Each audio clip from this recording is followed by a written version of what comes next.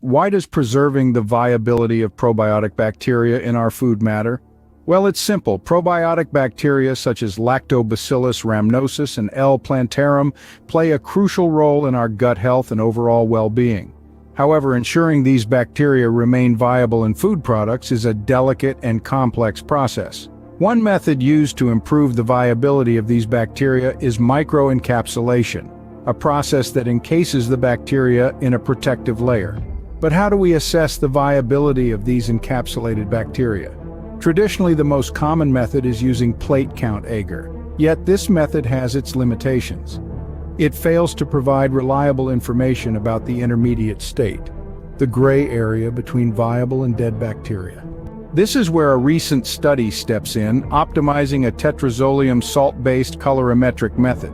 This method aims to detect the viable but non-culturable state within the encapsulated probiotic strains.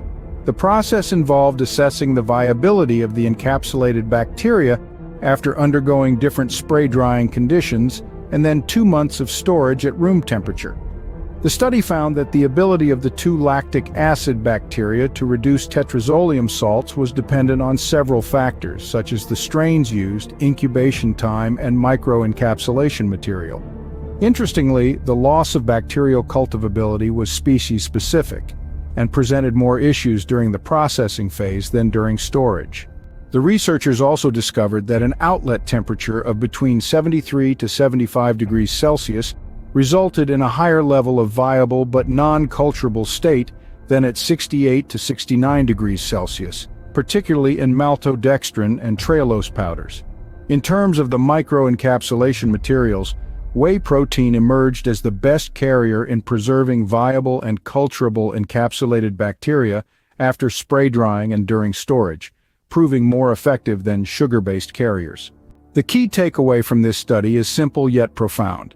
The tetrazolium-optimized method was more sensitive and accurate in evaluating viable bacteria in microcapsules than the conventional method of colony plate counting.